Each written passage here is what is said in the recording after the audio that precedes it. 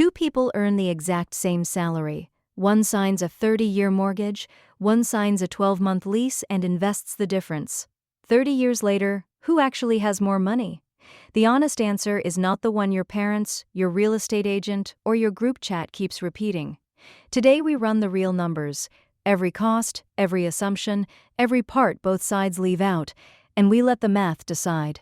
Let's start with the sentence you've heard your whole life. Renting is throwing money away. It feels true. You pay, and at the end of the month you own nothing. But hold that thought for a second, because the person with the mortgage is also throwing money away every single month. They just don't see it as clearly. Here's what nobody points to. When you own a home, a huge chunk of every payment is not building wealth. It's pure cost. Property taxes are gone forever. Homeowners insurance is gone forever. Maintenance is gone forever. And in the early years of a mortgage, the interest you pay is staggering, and that interest is also gone forever. Let me put real numbers on it. Say you buy a $400,000 home with 20% down.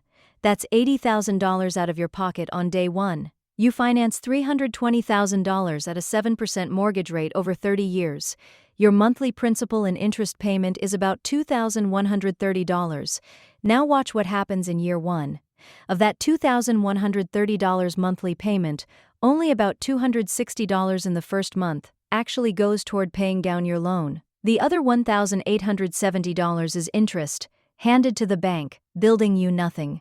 Over the entire first year, you pay roughly $25,560 in mortgage payments, and only about $3,200 of it reduces what you owe. The rest evaporates. And that's before the other costs. Property taxes on a $400,000 home run 1 to 1.5% per year, call it $5,000. Insurance, around $1,800. Maintenance, the rule of thumb is 1% of the home's value annually, another $4,000. That's roughly $10,800 a year, $900 a month, in costs that build you absolutely nothing and that a renter never pays. So in year one, the homeowner spends about $36,000 and grows their equity by roughly $3,200. The rest, close to $33,000, is the true cost of owning. That is the renting is throwing money away argument turned completely on its head. Owning throws money away too. The question is whether what's left over builds enough wealth to win. Now here's where it gets interesting. Because owning has one weapon renting does not: forced savings plus borrowed buying power. That $80,000 down payment controls a $400,000 asset. If the home appreciates at the historical U.S. average of around 3 to 4% a year, in 30 years that $400,000 home is worth roughly $1 million. Meanwhile, your mortgage is fully paid off. You now own a $1 million asset free and clear, and your monthly housing cost drops to just taxes, insurance, and upkeep. That is real, and it is powerful. So let's give owning its full, fair best case. Buy at $400,000, hold 30 years, the home grows to about $1 million, the loan is gone. You also spent 30 years of property taxes, insurance, maintenance, and interest along the way. Your net position after 3 decades, accounting for all those costs, lands somewhere around $1 million in home equity, minus the cash you poured in. Strong result. Nobody's arguing owning a home is a bad outcome. But here's the part the rent versus buy debate almost always skips. What was the renter doing for those same 30 years? Let's make this an honest comparison. Our renter pays $2,000 a month in rent, less than the homeowner's $2,130 mortgage, and far less than the homeowner's true monthly cost of around $3,000 once taxes, insurance, and maintenance are included. The renter also never put up an $80,000 down payment. So the renter has two advantages: the $80,000 they didn't spend, and the monthly difference between the homeowner's true cost and their rent. If the renter invests that $80,000 in a low-cost index fund and invests the monthly difference of roughly $1,000 on top of it, the math changes the entire story. The S&P 500 has returned about 10% annually on average over the long run. Call it 8% after inflation to be conservative and fair. Invest $80,000 today and add $1,000 a month for 30 years at 8%, and you end up with approximately $2.1 million. Read that again. The disciplined renter who invests the down payment and the monthly difference can finish with more than double the homeowner's equity. The catch, and it is an enormous catch, is the word disciplined. This is the hinge the entire debate swings on, and almost nobody says it out loud. Buying a home wins for most people not because the math is better, but because it forces a behavior they would never sustain on their own. A mortgage is automatic. Rent and invest only works if you actually invest the difference every single month for 3 decades and never touch it. In reality, the vast majority of renters spend the difference. They don't invest the down payment they saved. They upgrade their car, their vacations, their lifestyle. For them, owning wins by default because the house quietly saves money they'd otherwise burn. But for the disciplined investor, the person who will genuinely put that money to work and leave it alone, renting and investing can build significantly more wealth. The home is not magic, it's just an automatic savings account wearing a roof. Now, let's talk about the costs nobody mentions when they tell you to buy. Transaction costs are brutal. To buy, you'll pay closing costs of 2 to 5% of the price. To sell, you'll pay agent commissions and fees of 6 to 9%. On a $400,000 home, selling can cost you $30,000 or more. If you move within a few years, those costs can wipe out years of equity gains. The break-even point on buying versus renting is typically 5 to 7 years. Buy a home and move in 3 years, and you very likely lost money compared to renting. Then there's flexibility, which has real financial value even though it never shows up on a spreadsheet. A renter can take a job in another city next month. A homeowner is anchored, selling is slow, expensive, and emotionally exhausting. Studies on career earnings consistently show that the ability to relocate for a better opportunity can add tens of thousands of dollars to lifetime income. Owning quietly taxes your mobility. And let's kill one more myth, the idea that home prices only go up. Tell that to anyone who bought in 2006 and watched their home lose 30 to 50% of its value by 2010.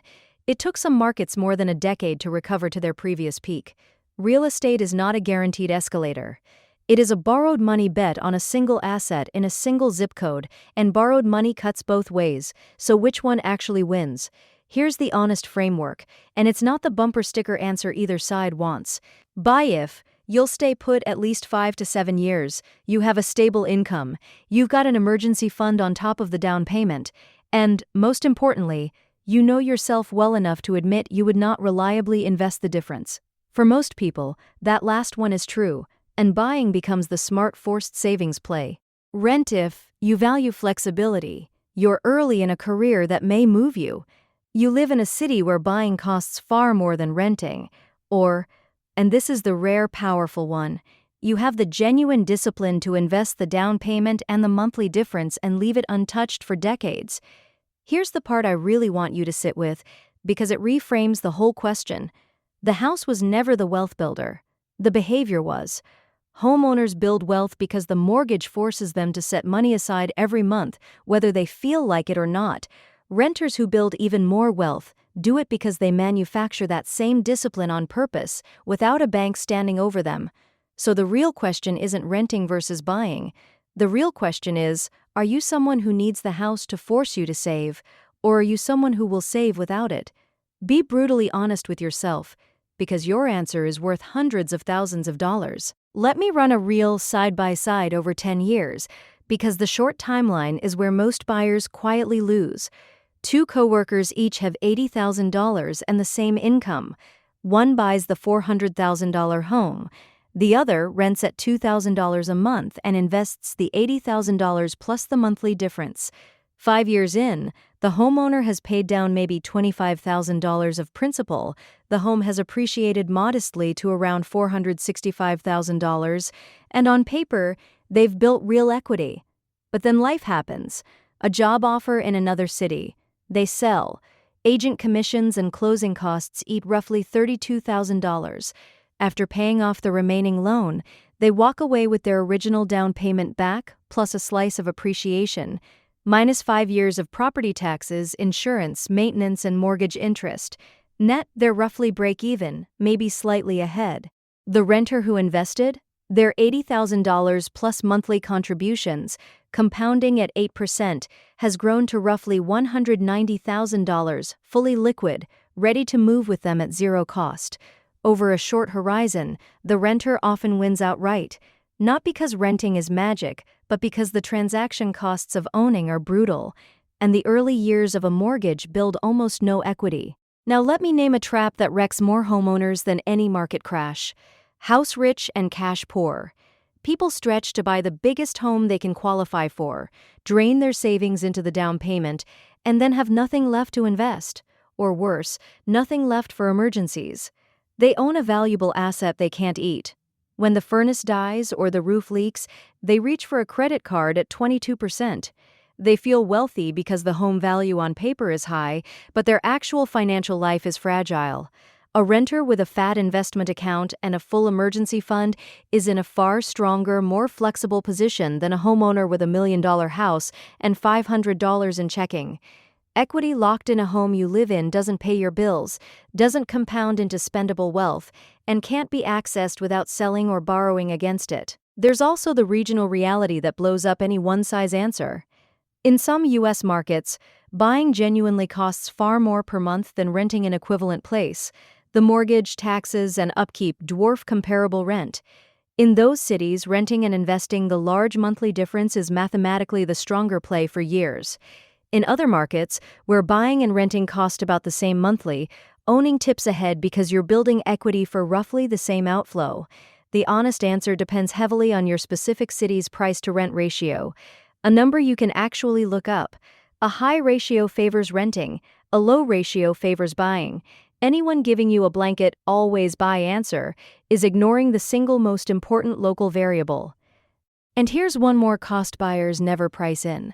The loss of optionality has a number, and it's large. When all your capital is locked in one illiquid asset in one zip code, you can't pounce on opportunities. A business idea, a career pivot, a market crash where stocks go on sale. The renter with liquid, diversified investments can act. During the last few market crashes, the people with cash and flexibility bought assets at steep discounts and got dramatically wealthier in the recovery. The homeowner, with everything tied up in their walls, could only watch. Flexibility isn't just emotional comfort, it's a real financial asset that compounds in ways that never show up in the rent versus buy spreadsheet. And let me dismantle the last piece of the renting is throwing money away myth, because it survives on a double standard nobody notices. Critics of renting point at the rent check and say it builds nothing. But they conveniently ignore that a homeowner is also writing checks that build nothing every single month. The interest portion of the mortgage builds nothing. In year one of a typical loan, that's the vast majority of the payment. Property taxes build nothing. Insurance builds nothing. Maintenance builds nothing. On that $400,000 home, the homeowner is burning roughly $30,000 a year on costs that grow zero equity, money just as thrown away as any rent check, often more.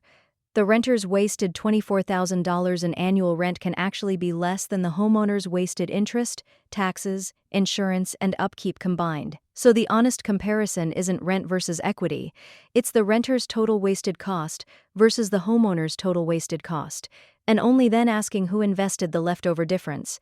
When you run it that way, the moral high ground of owning isn't throwing money away collapses. Both throw money away. The winner is decided entirely by who invests what's left over, and that comes back to behavior, not the house. So tell me, are you a renter who actually invests the difference, or have you been spending it without realizing? Drop it in the comments. I read every one. If this changed the way you see the rent versus buy fight, give it a like so it reaches someone who's about to sign a mortgage they can't really afford. And subscribe. Because next time we're settling another money debate everyone gets wrong, index funds versus dividend stocks, with the numbers nobody shows you.